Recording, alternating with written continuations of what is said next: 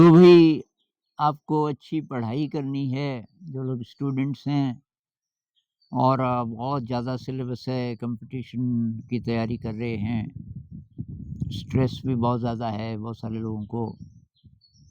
अ, pressure है परिवार का, समाज का और तब डर लगता है। तो भई अच्छी पढ़ाई और ये जो डर है, एंग्ज़ायटी है, डर है, ये दोनों एक साथ नहीं चल सकते।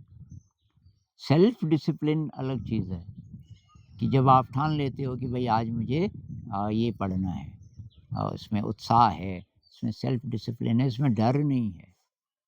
लेकिन जब मन में डर हो जाता है पैदा कि ये होगा कि नहीं होगा और ये मेरे बस का तो है नहीं, इसमें से बहुत सारी चीज़ें तो मुझे आती ही नहीं हैं और अब समय बहुत कम है, एग्ज़ाम बहुत नज़दीक है और ये ऑप्शन है नहीं कि आप ना दो ये एग्ज़ाम इस साल।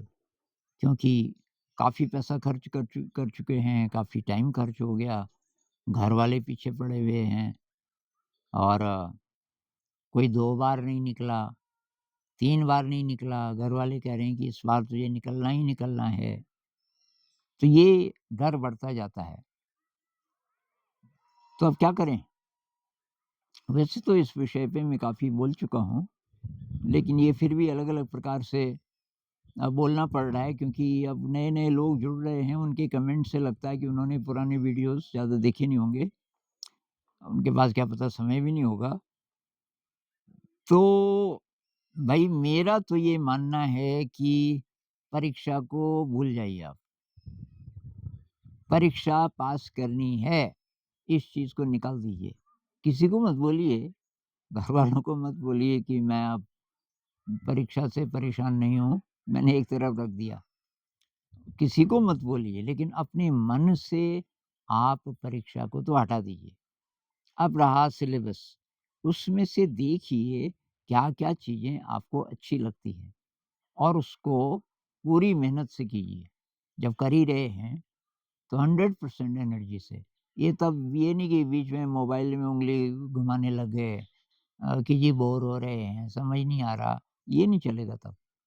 तब आपको ठानना पड़ेगा कि आज मैं क्या करूँ? आज मुझे कुछ-कुछ चीज़ें अच्छी तरीके से समझनी है। तो जो भी चीज़ें आप कर रहे हो, फिज़िक्स, केमिस्ट्री, मैथ है मान लीजिए, तो इसमें से क्या करूँ मैं? तो कुछ आपको लगा कि मैथ में वो वाली चीज़ है, थोड़ा मुझे समझ आती है, उसको थोड़ा आगे बढ़ाते हैं, ठीक। अच्छा केमिस्ट्री में 1-2 चीज़ें मुझे समझ आ गई, उससे रिलेटेड कुछ और करते हैं और उसी तरीके से फिज़िक्स में जो भी विषय आपके हैं और ऐसे करते आपका इंटरेस्ट धीरे-धीरे बढ़ने लगेगा। जैसे-जैसे आप थोड़ा-थोड़ा करके नई चीज़ें सीखते हैं, वैसे-वैसे करके आपकी शक्ति बढ़ती जाती है। ये ऐसे है जैसे कि कोई छोटी-सी नदी है और एक और छोटी नदी ने उसको जॉइन कर दिया, बहुत कम पानी है और एक और नदी थोड़ी देर में आई और उसने भी जॉइन कर दिया। तो ये जो अलग-अलग जलधाराएँ हैं, जब मिल जाती हैं, तो ये पानी का वेग बढ़ जाता है और उसका उसका जो फ़ोर्स है, अब पहले के मुकाबले कई ज़्यादा हो गया। कई चीज़ें अब इस पानी से आप कर सकते हो, जो कि पहले नहीं कर सकते थे। ऐसे ही है, जैसे-जैसे आप नई चीज़ें सीखते हो, उससे आपके ब्रेन के कुछ नए पार्ट्स एक्टिव हो जाते हैं। कुछ आपके ब्रेन के लेज़ी सेल्स हैं, वो पूरे जाग जाते हैं। कुछ नए सेल्स बन सकते हैं, जिसको न्यूरोजेनेसिस कहते हैं। न्यूरॉन्स के आपस में नए कनेक्शंस बन सकते हैं, जिसको न्यूरोप्लास्टिसिटी कहते हैं। ये टर्म्स आपने सुनी होंगी कि हमारा ब्रेन बहुत जल्दी बदल जाता है। 15 ही मिनट में आपका ब्रेन बदल जाता है। 15 मिनट में आपको एक नई चीज़ समझ आ गई।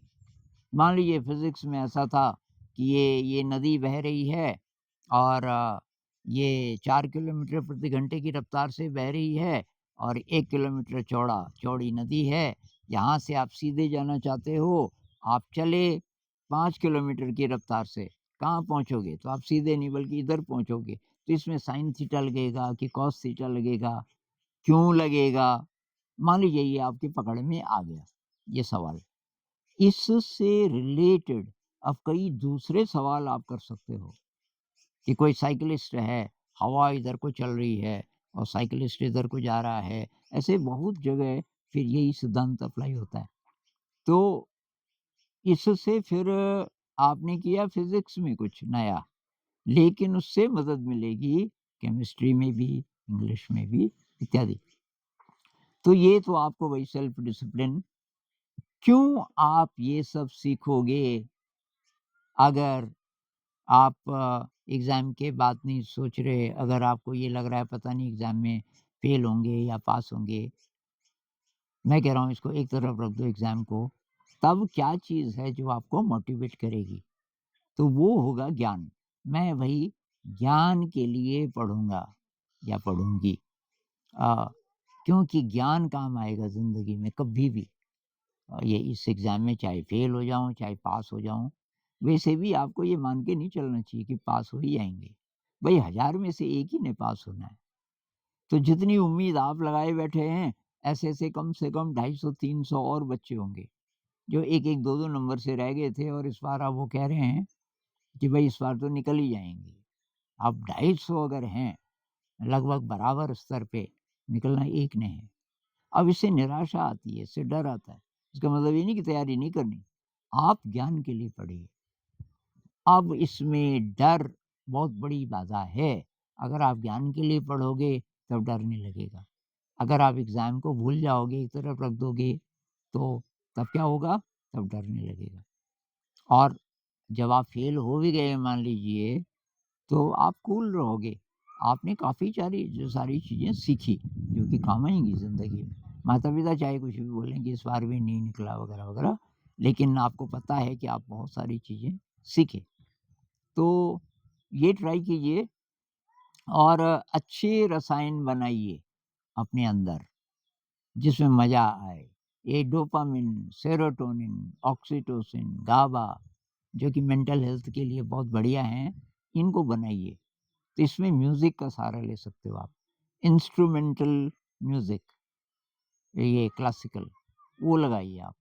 ये बांसुरी है सितार है, सरोद है, वायलिन है, उसमें डूबिए, उससे रस मिलता है। और ढूँढिए कहाँ-कहाँ आपको जैसे कला में हो सकता है, डांस में हो सकता है, लेकिन म्यूज़िक मेरे ख़्याल से सबसे ज़्यादा पावरफुल है। तो थोड़ा-सा रस ज़िंदगी में ज़रूरी है। और इस तरीके से आप तैयारी करोगे तो स्ट्रेस नहीं होगा, डर नहीं लगेगा और आपकी जो बेस्ट परफ़ॉर्मेंस हो सकती है एग्ज़ाम में, वो होगी। क्योंकि आपने बेस्ट सीखा इस बीच। बिना डर के सीखोगे सबसे ज़्यादा और सबसे मीनिंगफुल तरीके से आप सीखोगे।